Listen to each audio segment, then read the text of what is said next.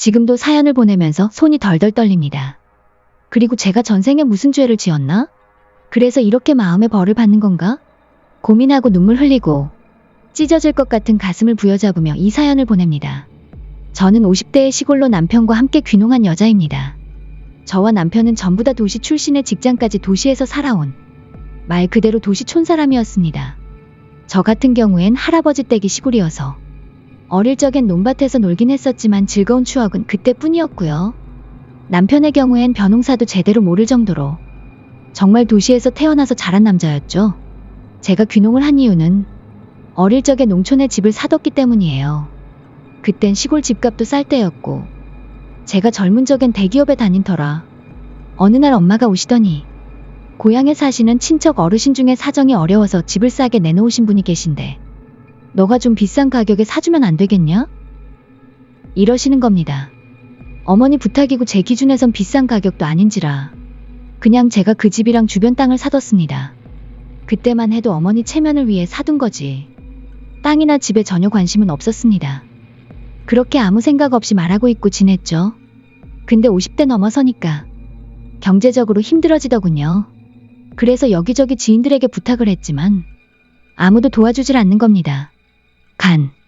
쓸개도 빼줄 것 같던 사람들, 그리고 제가 그토록 도와줬던 사람들이 제가 어려워지니까 안면을 싹 바꾸는데 괜히 사람이 미워지더군요.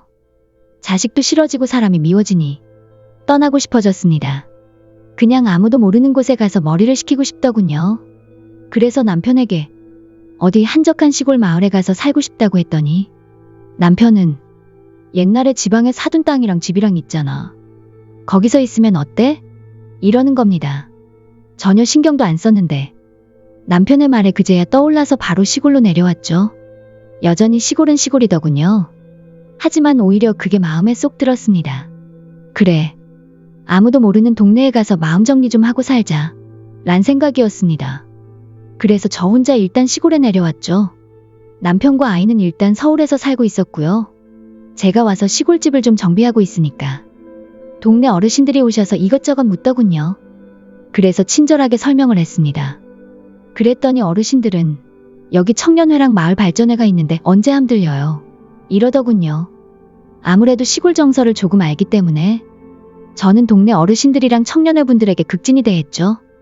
나중엔 다 친해지고 연세는 있으신데 남편보다 다 건장하고 근육이 넘치는 분들이 많으셔서 역시 도시 사람들보다 농촌에 계시는 분들이 건강하다니까요.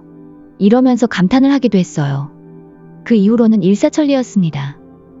마을 사람으로 받아주니까 저를 도와서 마당을 꾸며주는 어르신도 계셨고 잡다한 일을 아름아름 소개시켜 주셔서 생활에 불편함 없이 해주는 마을분들도 계셨습니다. 아무래도 외지인에 대한 거부감은 크지만 한번 자기 사람이란 생각을 하시면 적극적으로 도와주시더라고요. 그렇게 어느 정도 마음을 터놓으니까 동네에 고정적으로 나가서 일을 하고 싶더라고요. 처음부터 그럴 생각은 없었는데 사람이 놀면 안 된다며 일자리를 알아봐 주셔서 집에서 차로 좀 떨어진 곳에 있는 카페를 다니게 됐는데 고느적하니 좋더라고요. 그 후에 남편이랑 아들도 가끔 시골로 내려와서 시간을 보냈고 저는 있는 돈 없는 돈 끌어모아서 카페를 인수해버렸습니다. 그래도 제 가게가 되니까 이리저리 홍보도 하고 관리를 열심히 했더니 나름 아름아름 소문이 나더군요. 이젠 일도 익숙해지고 마을 사람들과 호영호재하며 친해지니까 남편을 시골로 불러도 될 것 같았습니다. 아이도 대학에 들어갔고 어차피 떨어져 지낸 시간도 꽤 됐고 이만하면 전원 생활을 누리면서 지친 몸과 마음을 치료하면 되겠다란 생각이었습니다. 그 말에 남편도 흔쾌히 응해줬어요. 그래서 남편은 대학 기숙사에 들어간 아이를 두고 서울에 있는 걸 모두 정리한 채 시골로 내려와 저와 함께 전원 생활을 시작했습니다. 처음엔 남편이 굉장히 즐거워하더라고요. 카페에서 같이 일도 하고 가끔 드라이브도 가고 텃밭도 가꾸면서 지냈습니다. 매일매일이 저에겐 소중한 날들이었고 기쁨이었죠. 근데 꽃놀이도 하루 이틀이죠. 점점 무료했나 봐요. 저는 상관없는데 도시 생활에 익숙한 남편은 점점 활기를 잃어가고 짜증만 내는 거예요. 아침부터 이젠 지겹다, 텃밭 가꾸는 것도 이젠 힘들다며 매일 투덜대는 겁니다. 처음엔 달래도 보고 도심지로 나가서 친구도 만나고 오라고 했지만 남편의 기분은 도무지 풀릴 기분이 아니더라고요. 아무래도 도시에서 자라 도시에서 50년 가까이 살았으니 충분히 이해는 됐지만 이젠 늙어 죽을 때까지 흙냄새 맡으며 살아야 하는데 자꾸 우울해하니까 답답하더라고요. 너무 힘들어서 주변 어르신들하고 동네 아줌마들한테 이야기를 했더니 다들 이해가 된다는 분위기였어요. 특히 마을에서 제일 활기 넘치는 언니 한 분이 우리가 너무 무신경했네. 제부가 좀 쑥스러워하길래 일부러 동네 적응하란 뜻으로 말도 안 걸고 그랬는데 이참에 마을 잔치라도 한번 열어줘야겠어. 이러는 겁니다. 저는 괜찮다고 극구사양했는데도 시골 인심이란 게 아무래도 통이 크다 보니까 정말 마을 잔치가 돼버렸습니다. 돼지 한 마리 잡는 수준까진 아니지만 그래도 고기도 좀 삶고 반찬도 준비하고 동네 어르신들이랑 형님들 그리고 여러 언니, 동생들이 남편을 위해 전부 나서서 잔치 같은 환영식을 열어줬죠. 처음엔 쑥스러워하던 남편도 그날은 굉장히 즐거워 보였어요.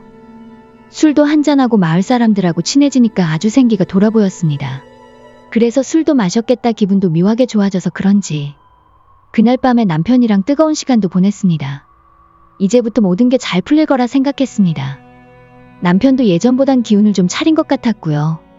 그래서 일을 마치고 와보면 남편은 청년의 형님들과 마을 일을 돕고 있거나 아니면 집 앞 텃밭 가꾸고 요즘은 인터넷으로 정원 가꾸기 이런 걸 보면서 공부도 하더라고요. 그 모습을 보면서 흐뭇했죠. 하지만 남편의 비밀을 알게 된 건 몇 달이 지나고 나서부터입니다. 아무래도 시골 생활이란 게 아침 일찍 나가는 일이 많다 보니까 일찍 잠을 자는 편이었는데 그날따라 잠을 굉장히 일찍 깼어요. 대충 새벽 1시쯤 된 것 같더군요. 목이 말라 물을 마시고 방으로 돌아와 보니 남편이 없는 겁니다. 코 고는 소리가 싫어서 제가 딴 방에 가서 혼자 자거든요. 그날도 따로 자다가 안방문을 열었는데 남편이 안 보이는 거예요. 별로 신경 안 쓰고 다시 잠을 자려고 했습니다. 근데 뭔가 거실 쪽에 누가 왔다 갔다 하는 소리가 들리는 거예요. 뭔가 하고 불을 켜보니 남편이 현관문 앞에 서 있는 겁니다. 깜짝 놀라서 거기서 뭐해? 그랬죠. 그랬더니 잠이 안 와서 잠깐 나갔다 왔다는 겁니다. 처음엔 그러려니 했죠. 근데 잠옷이 좀 지저분하더군요. 뭘 묻히고 다니는 거야? 물었더니 남편은 깜짝 놀라면서 요 앞에 갔다 오는데 나뭇잎이 묻었나 보네. 그러는 겁니다. 밤에 산책이나 다녀왔나 보다 생각하곤 그 이후로 그 일은 잊고 지낼 정도로 바쁘게 살았습니다. 카페 일도 일이었지만 서울에서 지인들의 도움으로 다른 일도 벌이게 됐어요. 한 달에 몇 일은 서울로 올라갔다 내려오기도 하고 귀농을 한 이후로 뭔가 일이 잘 풀려가더군요. 아무래도 몸도 마음도 안정이 돼서 그런가 보다라고 생각했습니다. 그날은 서울에서 일이 늦게 끝나서 너무 피곤하더군요. 다음날 아침 일찍 내려갈까 하다가 그래도 잠은 집에서 자려고 새벽쯤에 시골집에 도착을 했죠. 문을 열고 들어가니 남편은 자고 있더군요. 근데 주방에 누군가랑 술을 마신 듯이 어지럽혀 있고 낌새가 좀 이상한 겁니다. 도대체 누굴 데리고 와서 술을 마신 거야? 란 생각이 들더군요. 제가 좀 깔끔 떠는 성격인지라 피곤해도 술병이랑 안주 널브러진 것은 치우고 자야 했거든요. 그래서 이것저것 치우는데 의자에 못 보던 휴대폰이 있는 거예요. 비밀번호가 잠겨 있어서 누군 건지는 모르겠지만 딱 봐도 여자 핸드폰 같더라고요. 그래서 다음날 아침에 남편에게 휴대폰 이야기를 꺼내니까 어제 마을 아주머니 몇 분이 오셔서 간단하게 맥주 한잔 했어. 그게 뭐 잘못됐어? 이러는 겁니다. 마을 사람이 우리 집에 올 수도 있고 맥주 한잔 나눌 수도 있겠지만 휴대폰까지 놓고 갈 정도로 정신이 없었다는 게 이상한 거죠. 대충 이야기 들어보니 동네 사람들끼리 술 한잔 한 것 같긴 한데 핸드폰 주인이 약간 끼부리는 언니 같더라고요. 왜 그런 사람 있잖아요. 동네마다 약간 끼부리는 여자들 한 명쯤은 다 있잖아요. 그 여자였는데 솔직히 좀 안 좋게 보고 있었지만 동네 사람이니까 그냥 참고 있었거든요. 어쨌든 핸드폰은 돌려주려고 그 집으로 가고 있는데 동네 할머니 한 분이 오시더니 거 요즘 바깥 사람 소문이 안 좋아. 이러는 겁니다. 그래서 제가 무슨 말씀이냐고 자꾸 여쭤보니까 남편 간수자래 라는 거예요. 이게 무슨 소리인가 싶더라고요. 그래서 계속 여쭤봐도 할머니는 본인도 그냥 노인회관에서 주워들었다는 겁니다. 순간 눈이 뒤집히더군요. 괜히 낌새가 이상해서 그래서 그 여자를 찾아가서 슬쩍 떠볼 겸 이야기를 흘렸죠. 우리 남편이 핸드폰 주라고 하던데요. 그 여자도 아무렇지 않은 듯이 웃으면서 핸드폰을 받길래 일부러 모르는 척면이를 보냈죠. 그 하루하루가 정말 고통스럽더군요. 너무나도 궁금했고요. 그래도 꾹 참았습니다. 제 눈으로 증거를 찾고 싶었으니까요. 그런데 드디어 그날이 왔습니다. 그날도 새벽쯤에 자는 척하는데 남편이 어디론가 나가더군요. 자는 척하다가 몰래 쫓아나가 봤습니다. 그 여자이기만 해봐 둘 다 아작을 내버릴 테니까 란 생각에 뒤를 쫓아갔죠. 그런데 새벽 이슬 맞고 아내가 찾아간 곳은 농밭 근처에 있는 허름한 비닐하우스였습니다. 농사를 짓는 곳은 아니고 마을 공용 창고 같이 농기구를 저장해놓고 쉬는 공간으로 활용하는 곳이었거든요. 순간 망치로 머리를 맞은 기분이더군요. 그래서 몰래 안을 들어가서 안쪽을 봤습니다. 누굴까? 어떤 여자일까? 궁금하기도 하고 막상 보면 열받을 것 같아서 두렵기도 하고 손이 부르르 떨렸지만 안을 들여다봤죠. 그때 그 여자랑 눈이 마주친 겁니다. 그런데 세상에나 그 여자가 아니라 다른 여자인 겁니다. 이건 또 뭔가 싶더라고요. 근데 저만 눈이 마주쳤다고 생각한 건지 그 여자는 아무것도 모르는 채 둘은 이미 뜨거운 짓을 벌이기 시작했더군요. 차마 그 소리를 듣고 싶지도 않고 이젠 끝내려는 마음에 둘이 그 짓을 할 때 덮쳤습니다.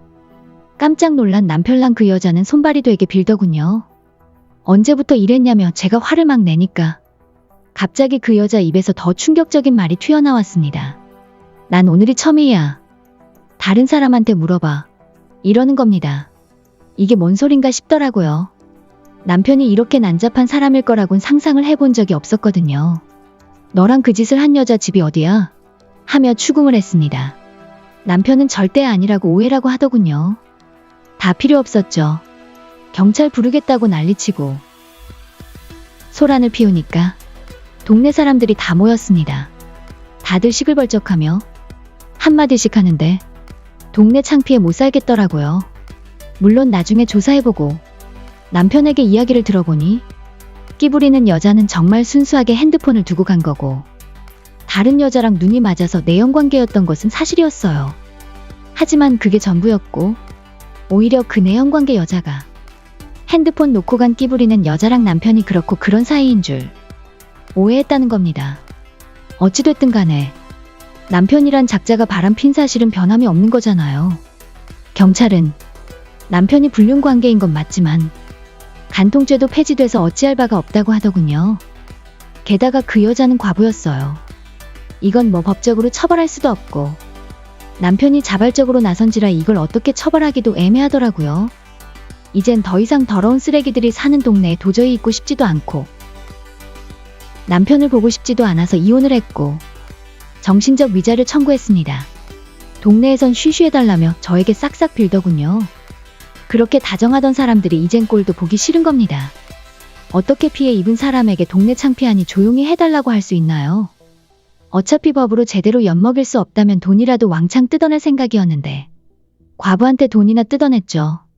어차피 과수농가 하니까 돈도 꽤 많았어요. 자기도 창피한지 과수원 싸게 팔고 이사 갔더군요. 하긴 그럴만도 하죠. 아이도 있었는데 어떻게 그 동네 계속 살겠습니까? 과부에게 받아낸 돈으로 지금은 서울에서 장사를 하고 있습니다. 정말 잘 먹고 잘 살고 있습니다만 마음 한구석은 정말 쓰리고 아픕니다. 동네 사람들은 지금도 이 일은 비밀로 쉬쉬하고 있다고 하더군요. 정말 파렴치한 남편과 시골 인심을 생각하면 지금도 피가 거꾸로 솟네요. 저의 긴 글을 읽어주셔서 감사합니다.